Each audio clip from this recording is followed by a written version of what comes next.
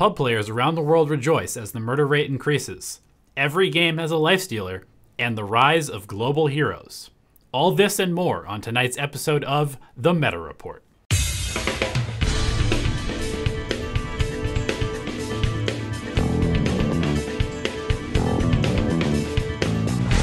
Hello everyone, this is Donnie aka Elevated, back with another episode of The Meta Report for Dota Alchemy. It's been a couple weeks since the initial release of patch 7.21, and a few things are starting to settle in about how Dota 2 is currently being played. Last week we discussed the rise of the Hand of Midas to combat a lack of creep gold on the map. And this week we're going to discuss the other and perhaps more exciting side effects of the reduction in creep bounties. It's been quite some time since the days where hero kills were the most valuable objective in Dota 2, and while we have definitely evolved past that notion, at least in the competitive level, to favor towers, barracks, and, actually ending the game, it's not too much of a logical leap to conclude that if there are less neutral gold sources, players may need to look to other forms of gathering income, namely, killing each other. Last week, we also talked about how early pushing lineups may be even stronger due to the lower overall net worth of most heroes in the early game. And that is certainly a viable approach. Let's be honest, however, if we can simply fight our way to victory, every single pub player out there will be more than happy to adopt such a philosophy. There is more than just a bit of supporting evidence to support this theory. Between the restructuring of kill bounties to favor lower net worth heroes fighting their way back into the game, and the removal of the gold buyback penalty to reward the risk of hurling extra bodies into a fray just to win it.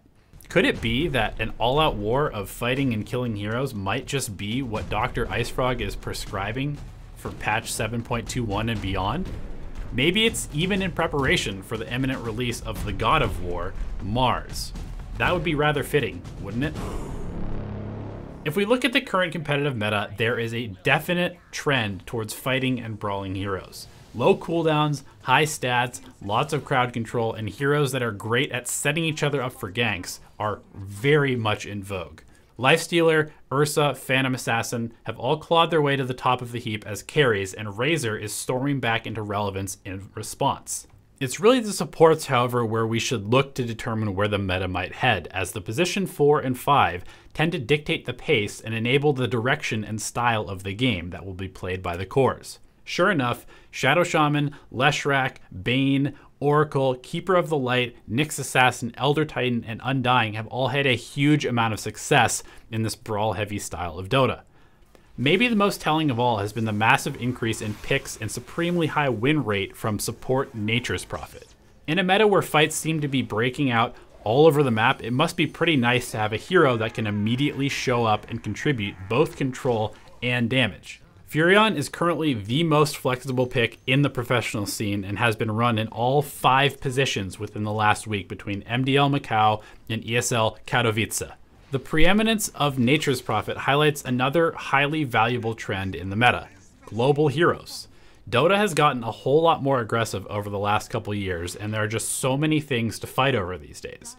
Between bounty runes, deny gold, tower bounties, and even securing jungle control in the new elevated jungles where having map control is extra valuable, teams and players seem to be scrambling to put out fires and create their own pressure at the same time.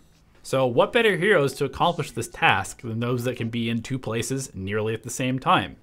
As a result, it's not that surprising to see a hero like Chen, who acquired the ability to globally recall heroes in patch 720, to suddenly be one of the most contested picks in the professional scene. Remember, this is a hero that everybody said was dead because he was no longer able to take over all of the big creeps in the jungle and simply run down people. Chen is a hero that has pretty much been based around having creeps since he was added to the game in Dota 1, and so it's definitely weird to see him not prioritizing that style of play. And yet it makes total sense to see Chen being picked and banned a huge amount because he has an ability that used to be Keeper of the Light's ultimate or require an Aghanim Scepter to be able to use all the time. That is how good being able to relocate your teammates is. It allows you to literally be in two places at once, accomplish two things, whether it's split pushing and then fighting, whether it's ratting and then defending your base. This is why a hero like Io has been first pick, first ban forever. This is why when Spectre is strong, she is one of the most difficult heroes to shut down, because you can literally be farming forever until a fight happens and then you're just immediately there. This ability is unbelievably strong, and that's why a hero like Chen, like Nature's Prophet, and other heroes like Ember Spirit and Spectre have suddenly seen a huge spike in both their pick and win rate since patch 7.21. Speaking of farming until you fight, efficiency is at an all-time premium because any gold lead is much harder to overcome just by farming now. Clearing waves and camps quickly is of extra importance, which usually involves using spells, so be sure to always pack some consumable regen like clarities, salves, and mangoes to make sure you are fight ready at all times.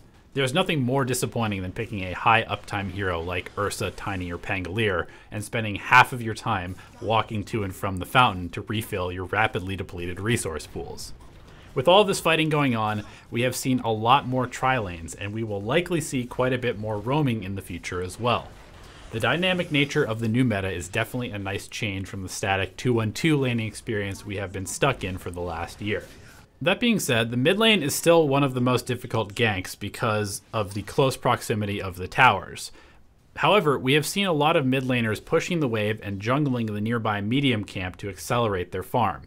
This could definitely create better opportunities for smoke ganks from aggressive supports. As it stands, the meta is far from being settled and will continue to be shaken up as teams experiment with different ways of approaching the new Dota 2 landscape. An unsettled meta tends to lead to more chaos, and out of the chaos it tends to be the heroes and players that fight best that rise to the top. Whether you are capitalizing on track gold, racking up 20 plus assists per game on heroes like Nature's Prophet and Spirit Breaker, or simply snowballing an early advantage with ability-based power spikes, if you like to fight, the future is looking awfully bright. Hello everyone, and thank you for watching the video. We genuinely appreciate your time and attention spent with us here on the YouTube channel.